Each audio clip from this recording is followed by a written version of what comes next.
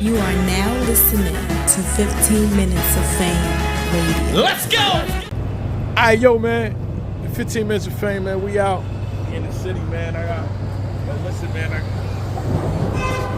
I'm not even going to say what's going on out here. I'm here, man. There's some wild shit going on out here. Yeah, I should have recorded that whole shit with her crazy ass, but... Shut up, man, because that's the only time I'll say it, right?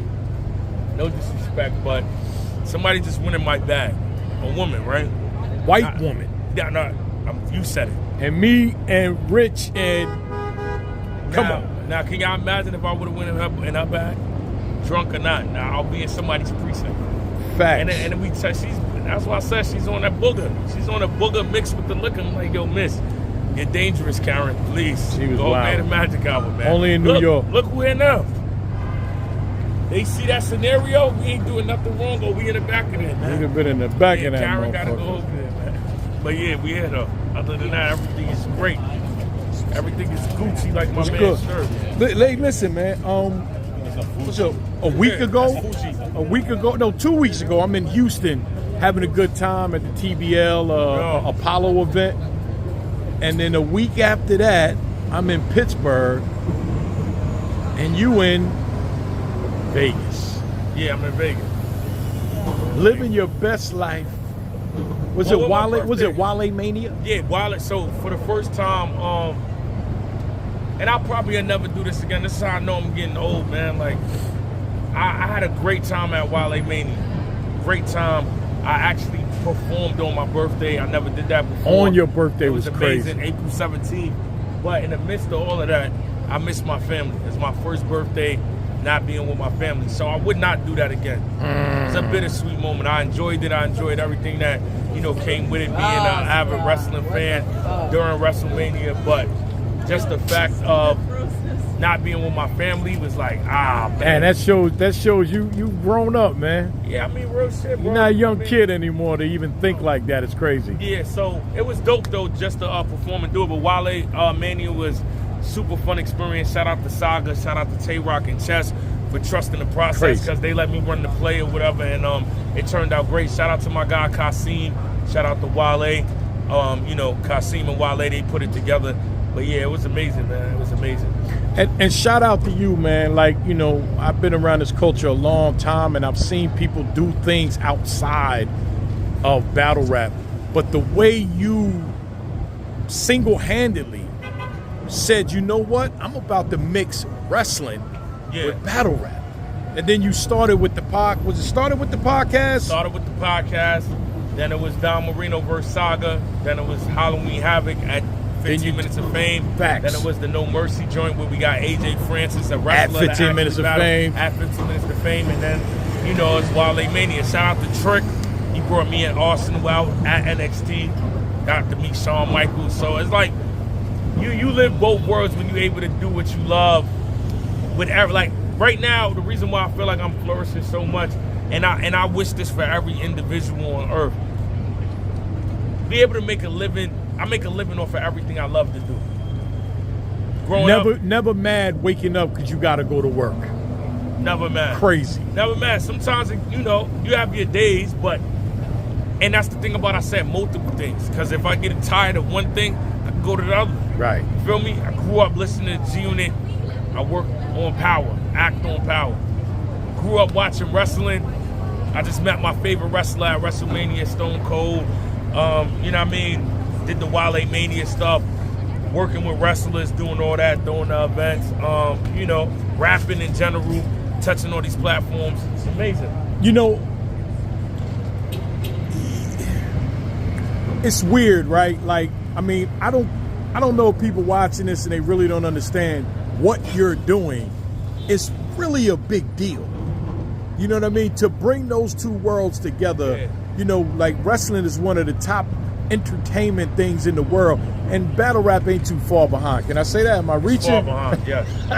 Very far behind. I love battle rap, so I compare it. Battle rap is one of the most entertaining things, but they don't, it's this the thing, right? Let me highlight this. I wasn't finished. Okay, my bad. I don't think people understand how, some people do innovating shit, in their lives and in this entertainment world or whatever.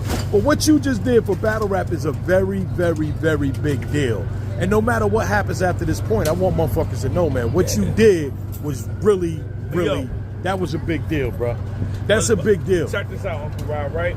And you're out there, you're rapping at Wale Mania. But check this out, though, Uncle Rob. Let me say this to you just to say it to the niggas that, even the niggas that don't like me or the niggas that I don't fuck with no more or I once did. What's iller to me is that in every step of the way of me being innovative, to me, success, it's all determined about how many other people can you make successful. So if you go from DNA at the beginning to now, how much money have I put in other niggas' pockets aside from what I'm doing? From Castro, that was the sponsor at Summer Madness 2, to Harry, which is the reason there was even URL getting the caffeine, to Nakaya with King of the Dot doing all that.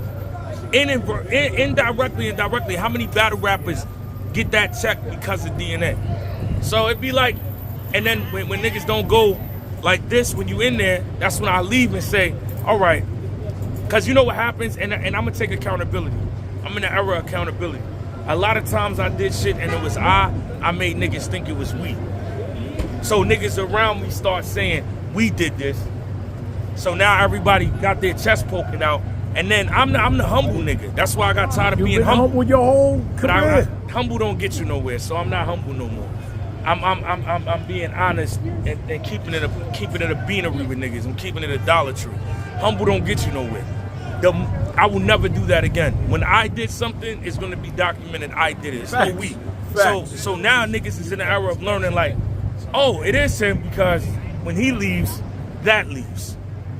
And then he still does something else. And if he doesn't do that, that doesn't happen. Yeah, so it's not, you know, it's not. Because again, you never give yourself the credit. So when I do these interviews with you, I want to make sure I big you up and let them know what you've done, man. It's crazy. It was so much, the culture wasn't giving me the credit. And it's like, okay, multiple times, right? You know what happens? Multiple times, it's a nigga that is great business-wise, and then his rapping is like, okay, so we give him a pass. So he's a great rapper, but he has bad business, and he's not doing that. Right. The reason why I always wanted my respect is because, nigga, I do both very well equally. That's a fact. Like if you want to talk accolades of who I put in position and what I brought to the table, that's in his own category. And if you just want to talk about the body of work actually getting in there, it's not too many that could go toe-to-toe with me. So I just be like, I'm just happy that I knew I wasn't tripping. That's like, I love battle rap, but I felt like I had to do what I had to do for myself, because my confidence level boosted when I'm like, because when you hear something being said multiple times, you start going, oh, is that true? Is that because this is the reality? But then when you leave and you like, nah, niggas was bugging like I thought, because look at this. Why is all this happening? And it's not happening. No disrespect. It's not happening for everybody. So you gotta start asking yourself that might just be a little special, man. Nah, that's a fact, man. A little special. So the things you've done is just crazy as fuck, man. Yeah, but I say all that to say with that summarizing, not to toot my own horn, I encourage everybody else that when you reach that success, I wouldn't trade it in the world. I would do it again. I never wanted to be the guy that got everything and held it to himself, because that's just not who I am. That's not in my DNA. So I always try to provide opportunities to other people, because like I said, that's what makes you great. How many other people can you extend an opportunity to or put them in position to do something great as well? Because I'm not the only great person that's in this world. I'll be a fucking narcissist to think that. There's a lot of people that need that opportunity that I needed, that somebody gave me, so I'm always gonna extend it when I feel like you know what I mean, you're deserving of it in my book anyway. Not like I'm God or nothing, but you know, like if me and you got a good rapport, why not? Feel me? So yeah. It's like you've reinvented yourself over and over and over again. Every time you accomplish something outside of battle rap, you fuck around and do something else. So yeah. I just want to make sure I shout you out, man, and make sure, because like I say, you are very humble. You've done a lot, you know, in the culture and outside the culture, and brought the culture with you outside the culture. Yeah. So I want to make sure people give, you know, people always, you know, talk shit about you, but I know. You know me, man. I'm gonna make sure the motherfucker know, because I don't beat a lot, because I don't be concerned. You know what it is? It's easy to talk shit about a nigga that's not gonna make you feel like shit.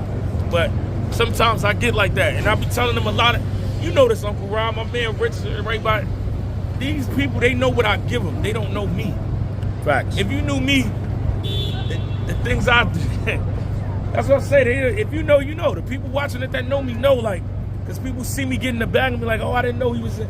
That's because I just be like, I give you what I want you to know. So I don't really give a fuck about what, I could care less. But at some point in time, just for the history, you got to put it on the grid, because if not, who else is going to put it there? Facts. So it got to be there. If they knew you like I knew you, they know why you my family and not just somebody I know in battle rap. For sure. One of them, no. And So, one thing that the battle rap different. will say and all that, they'll tell you, yo, yeah, DNA is one of the most solid. If Nah, you that's know, a fact. you know. 'Cause I don't go around talking about it, but you know, things happen, things don't happen. People you think supposed to do things don't do them, and others do. So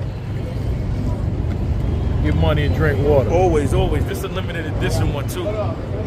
15 minutes of fame. You are now listening to 15 Minutes of Fame Radio. Let's go.